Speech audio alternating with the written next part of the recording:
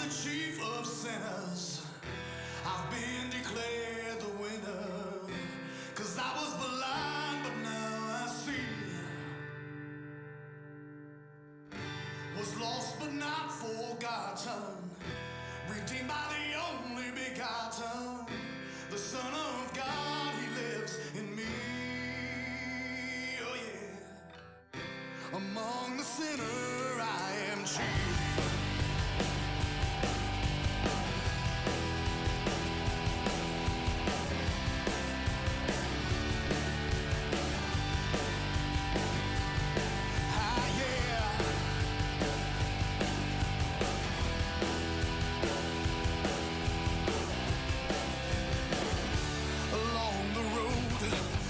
Travel. Well, I have come, I'm just a man, a sinner saved by grace, a soldier in this battle. Well, I will run, and though I stumble and fall, He picks me up again. And I can't see you there, but I can feel you.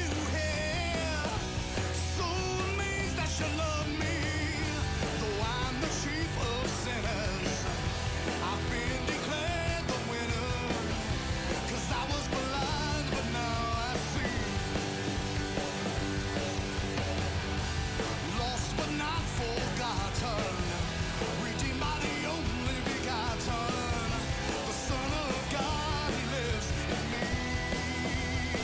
Oh yeah. Among the sinners,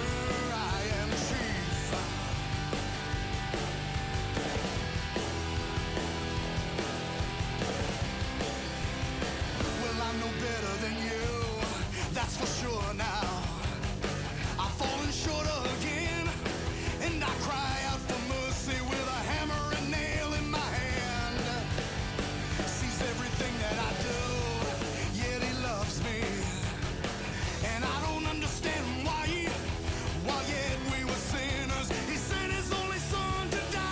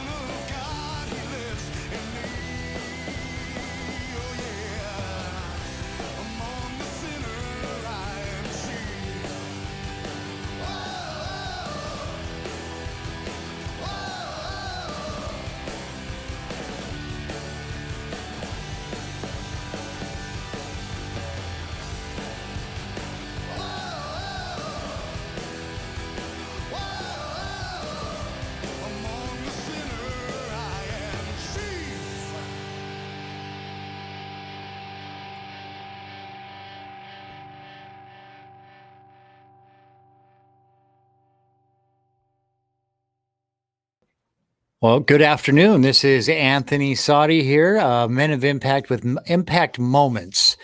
This is just something I like to do, some thoughts that I have. I write them down. I'm going to tell you guys, I'm going to warn you. I'm honestly going to warn you here.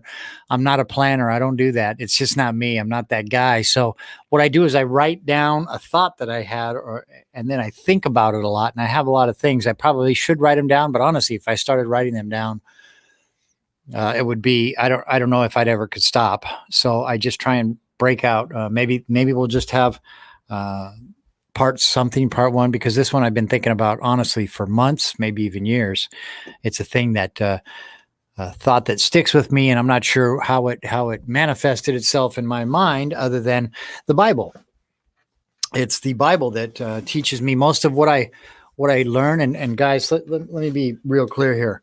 I'm a slow learner. When it takes me a while. I've read the Bible a lot of times.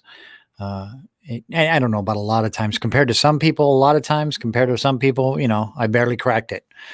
But that's where I try and learn everything. But unfortunately, you can't just touch your head, and unfortunately, we have to wait until we die before it all comes clear. But that's the best we can do. The things I don't understand, I leave that to God. So, but something I've been thinking about a long time because of kind of the where we live here in America.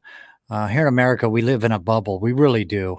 We've got all of these serious problems that, quite honestly, are first world problems that that people just, it's destructive, and we can't deal with life here in America as a whole. And it's honestly because we have it too good. That's just the truth of the matter. If you go to places, my daughter's a missionary, and she goes to places where these people are living, 10 people in a dirt floor in a one-room place, sleeping in the same, I don't know, wall-to-wall people to sleep, sweeping dirt floors, and they're the happiest she's ever seen them. It's because they have no expectations. Here in America, we have expectations. We're keeping up with the Joneses, right? That's not the way God intended it. It's not the way the Bible's written. And here in America, we tend to think when we can't keep up with the Joneses, or we're looking at that, we're watching that commercial that tells us that you're nothing unless you own a Lexus. And then you're something until next December, when then you're nothing again unless you buy a new Lexus. That's what they like to tell us. They tell us all of these things. And here, this culture that, there's freedoms that we have that we take for granted, that we decide that we need more freedoms. And it just... Anyways, so we ask ourselves a lot of times, and here in America, why me? Why me? Why me? Why can't I make money like that? Why can't I drive that car? Why can't I have a big house? Why can't I go fishing whenever I want? I ask that one a lot, by the way. Why can't I go fishing whenever I want? Why can't they just send me a check every month or every week for doing nothing? Or, why? Well, I've already worked 40 hours. I'm entitled to sit around and watch TV and do nothing for the rest of my time. Why me? Why me? Why isn't 40 hours enough to make me rich? Why aren't I traveling to the Bahamas every day? Why me? And here's what I say. Honestly, guys. Because we live in this bubble and we get a little full of ourselves. Honestly, Americans are overimpressed with their underimportance in life. That's bottom line. We're overimpressed with our underimportance in life. And why? Because we live in a great country that allows us freedoms that a lot of other countries don't. So why not you? Why not me? Why not me? What makes me better than the guys living than the family living on the dirt floor? 10 to a one room dirt floor, sweeping the dirt floor, no job. They're worried about what they're going to eat today. My daughter served in one country where the parents ate one day, the kids ate the next. The parents ate the next. Every other day, that's how they ate. So we're just not aware. There are people who are aware, and the Bible make you aware, and your mom and dad can make you aware. I got a couple of guys in my engineer room. I know they're aware of where they live. I know that they are. And how special that is, and how we don't deserve it. I have a problem with the word deserve. I don't know if I've said that on the show before, but I have a problem with the word deserve. Why do we deserve anything more than that family over there? Why? Well, because we live in this country, we think we deserve it. No, we may be able to earn things, but we don't deserve anything. What we deserve, like it or not, believer or unbeliever, I'm going to tell you, you might like it. You might disagree with it. If you're a Christian, most Christians understand what I'm saying. Some don't. But if you're an unbeliever, you're going to hate it. Hey, you're going to spend eternity somewhere, man. Which team are you on? Because there's only two teams, guys. So why not me? God even tells us in his word that he reigns on both the good and the bad. The good and the bad get rained on. The same amount of rain, right? The bad guy you could be all good. The bad guy could be living next door. The rain's still raining on him. So it doesn't matter. What matters is what we do with the life that we've been given. Every day is a new day the Lord has given us. And joy comes in the morning. Thank goodness joy comes in the morning, because some days will beat you down, man. This is not for the weak of heart. And we live in America. This is a grind. That's who I bring on this show. That's why this show is here. The guys who grind. Life is a grind. I don't care if you're rich. Life's a grind. They just got a different grind. If you're poor, life's a grind. They just got a different grind. Middle class, you just got a different grind. Everybody's got a different grind. Everybody in the world is on their own grind. Sometimes we forget that. But what we really forget is where we live. 93% of the world doesn't own a car. Did you know that, fellas? 93% of the world does not own a car. 93% of the world. Think about that. In America, 93% of the people have two. Right? How many Americans do you know have four? Right? I remember when I had, and it's just not four each per household, right? But we're talking 93% of the world does not own a car. If you've got $1 in your pocket, you are in the top 1% of the world in income. If you have $1 in your pocket, top 1%. But here in America, you're living on the streets, brother. That's just what's happening. You're digging the trash for food, right? Or whatever, not digging it. There's plenty of places to go and eat here in America. That's the other thing that aren't places in other countries. So why not me? Why not me? I mean, if you're making $50,000 a year and you're saying, why me? You might want to take a look at what you're doing with your money. If you're not driving the car you want to drive, maybe you should think about what car you want to drive. I don't know. And if you're super rich and you're buying a $1 million car, I've got no problem with that. I really don't. I think it's a waste of money, your good hard-earned money, buying a $23 million yacht. But if you're going to do that, give $23 million worth of oils to some third world country. That's perfectly fine in my opinion. But we have people who make millions of dollars committing suicide because they have expectations that that's not enough. So why not me? So the next time you're sitting there and you're wondering, why me? Oh, poor me. Gulliver's Travels. Poor me. We're doomed. Come on, get off it. You are probably doing great, comparatively speaking. Think about the percentages. If you own a car, you're in the top 7%. You got $1 in your pocket, you're in the top 1%.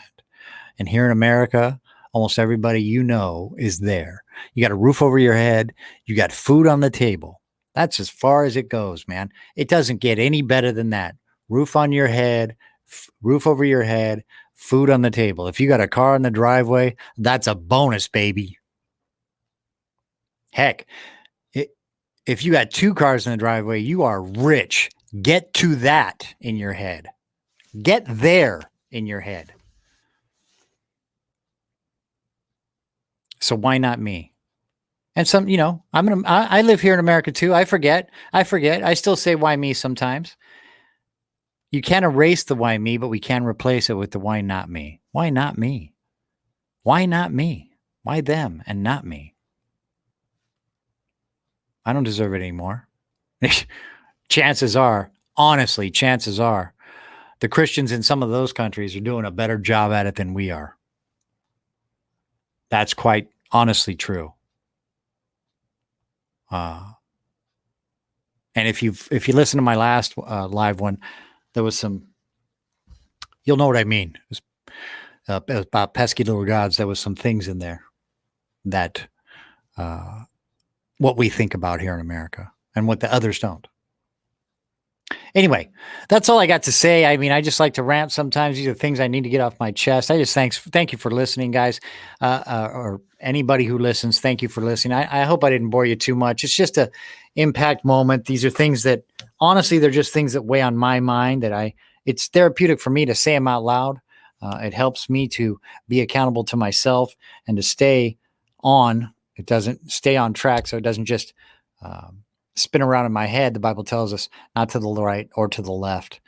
Stay the path, stay the course, not to the right or to the left. It just takes a little smidgen off course, and you are lost. 1 degree in a boat off course for so many miles, you're lost at sea forever. So it's just, and that's kind of what happened. That's what can happen with spirituality, with your forget spirituality, with your relationship with Christ. That's what can happen. Little left, little right. Keep going, little left, little right. Pretty soon, you're lost, man. Anyway, so try and remember that. Replace the why me's with the why not me's, and go from that. Be grateful. Be grateful. Be grateful. Anyway, I love you, but Jesus loves you more. Have a great day.